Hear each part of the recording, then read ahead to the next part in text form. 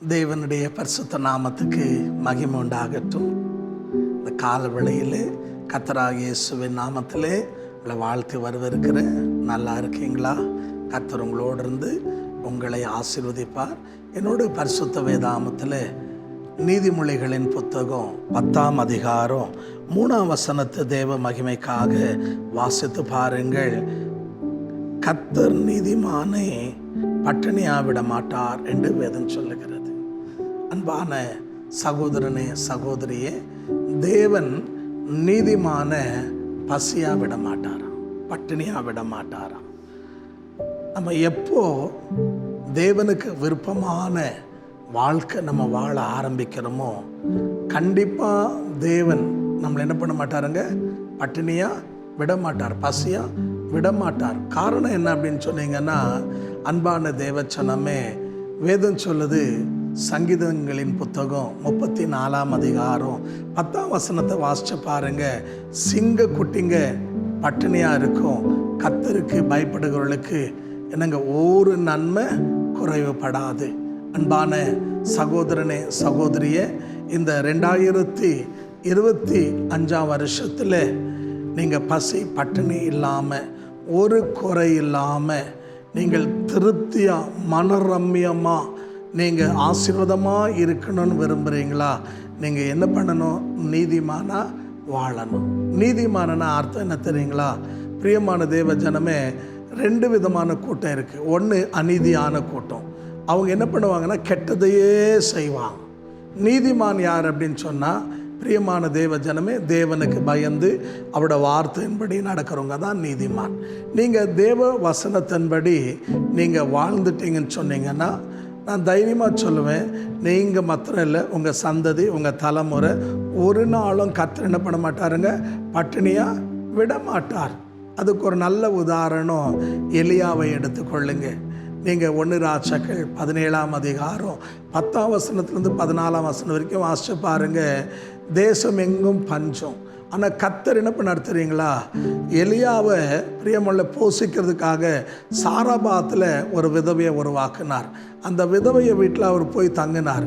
எவ்வளோ நாள் தங்கினாருன்னா, பஞ்ச காலம் முடியும் மட்டும். அவகிட்ட இருந்தது கொஞ்சம் எண்ணெய், கொஞ்சம் மாவு. அதை என்ன பண்ணணுங்க, அந்த நாள் சமைச்சு சாப்பிட்டு அவளும் அவளோட பிள்ளை சாவணும். ஆனால் தேவன் பாருங்க, தேவ மனுஷன் என்ன பண்ணலைங்க, பட்டினியாக விடவே இல்லை. அவன் தேவ மனுஷனோட வார்த்தையின்படி செய்தா அவளும் அவளோட வீட்டாரும் சாப்பிட்டு பஞ்ச காலம் முடியும் மட்டும் அவங்களுக்கு என்ன மாவு குறைவுபடலை. என்னை கேட்குற அன்பான சகோதரனே சகோதரியே, நம்முடைய தேவன் யார் அப்படின்னு கேட்டிங்கன்னா, வாக்குத்தத்தங்களிலே உண்மை உள்ள தேவன். ஆகையால் இந்த கால வேளையில், இந்த 2025ஆம் ஆண்டில் உங்களுக்கு ஒரு குறையும் இல்லாமல் நீங்கள் மனரம்யமாக திருப்தியாய் வாழணும்னு நினைக்கிறீங்களா? நீங்கள் என்ன பண்ணுங்கள், நீதிமானாக வாழுங்க. தாவீது சொல்லும்போது சொல்கிறாரு, 37ஆம் சங்கீதம் 25ஆம் வசனம் வாசித்து பாருங்கள். நான் இளைஞனாக இருந்தேன், முதிர் வயதுள்ளவன் ஆனேன், ஆனால் நீதிமான கர்த்தர் பிச்சை எடுக்க விடுறதில்லையா? நீதிமானுடைய சந்ததி அப்பத்துக்கு ரந்து தெரியாதுன்னு வேதம் சொல்லுது. பிச்சை எடுக்க விட மாட்டார். அன்பான சகோதரனே சகோதரியே, இந்த வசனத்தின்படி நம்ம வாழும்போது நம்ம அநேகருக்கு ஆசீர்வாதத்தினுடைய ஊற்றாக இருப்போமே தவிர நம்ம என்னவா இருக்க மாட்டோங்க, சாபமாக இருக்க மாட்டோம். கர்த்தர் நம்மளை பிச்சை எடுக்க விடமாட்டார். ஏன்னா கர்த்தருடைய வசனம் சொல்லுது, பிலிப்பியர் 4ஆம் அதிகாரம் 19ஆம் வசனத்தில் பவுல் சொல்லும்போது சொல்கிறாரு, என் தேவன் என் குறைகளெல்லாம் கிறிஸ்துவுக்குள்ளே நிறைவாக்குறாரு. இன்றைக்கி என்னென்ன குறைகள் இருக்கோ அதெல்லாம் தேவன் நிறைவாக்கணும்னு விரும்புகிறீங்களா? நீ பசி பட்டினி இல்லாமல் பஞ்ச காலத்திலும் திருப்தியாக சாப்பிட்டு சுகமாக மற்றவங்களுக்கு கொடுக்குற நிலைமையில் நீங்கள் காணப்படணுமா? இந்த கால வேளையில் ஒன்று செய்யுங்க, நீதிமானா நீங்கள் வாழ கற்றுக்குங்க. கர்த்தர் நீதிமான என்ன பண்ண மாட்டாருங்க, தள்ளாட விடமாட்டார். நீதிமான பிச்சை எடுக்க விடமாட்டார்.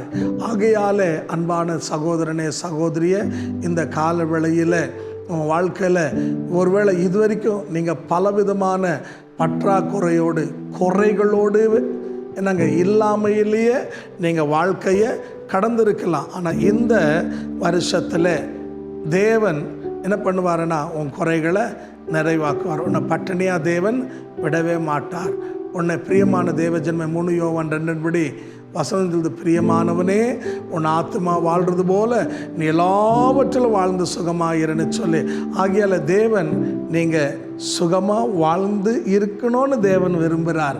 ஆகியால் இந்த வசனத்துக்கு ஏற்றபடி இந்த வருஷத்தில் வாக்குத்தத்தங்களை சுதந்திரித்து கொண்டு ஆண்டவரே நாங்கள் ஒருத்தரும் ஒரு நாளும் நாங்கள் பசியாக பட்டினியாக காணப்படாமல் அன்ற என்னையும் என் சந்ததியும் என் தலைமுறையை நீர் ஆசீர்வதியும்னு சொல்லி கர்த்தருடைய சமூகத்தில் ஒப்பு கொடுங்க.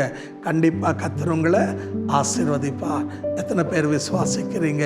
இருக்கிற இடத்துல தலைகளை தாழ்த்தி கண்களை மூடி தேவ சமூகத்தில் ஜெபிப்போமா? எங்களை கிருபையாய் நேசிக்கிற நல்ல ஆண்டவரே, இந்த மனமகிழ்ச்சியான காலவேளைக்காக நாங்கள் நன்றி செலுத்துகிறோம்.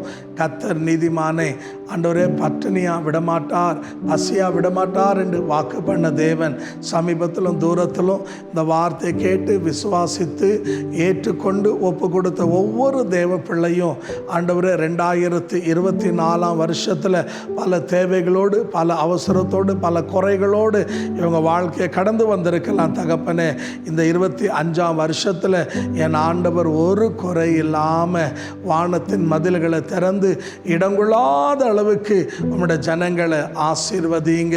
அன்றை நீ சொன்னீரே, என் வார்த்தையை கேட்டு அதன்படி நடந்த பூமியில் உள்ள சகல ஜனங்களுக்குள்ளும் நான் உங்களை மேன்மையாக வைப்பேன்னு சொல்லி ஒவ்வொரு தேவ பிள்ளைகளையும் நீர் உயர்த்தி ஆசீர்வதியும். அவருடைய குறைகளெல்லாம் நிறைவாக்கும், அற்புதங்கள் அதிசயங்களை செய்யும். இயேசு கிறிஸ்துவின் நாமத்தில் பிதாவே, ஆமென், ஆமென். கர்த்தர் உங்களை ஆசீர்வதிப்பாராக. இந்த வார்த்தை கேட்டு ஒப்பு கொடுத்தவங்களை கர்த்தர் ஆஸ்வதிப்பார். இன்னும் நீங்கள் ஆவிக்குரிய வாழ்க்கையில் வளரணும் அப்படின்னு நீங்கள் விரும்பினா எங்களுடைய தொலைபேசி எண் டிஸ்பிளே ஆகிறது. நீங்கள் எங்களோட அணுகலாம். உங்களுக்கு ஜெப குறிப்பு இருந்தால் எங்களுக்கு தெரியப்படுத்துங்க.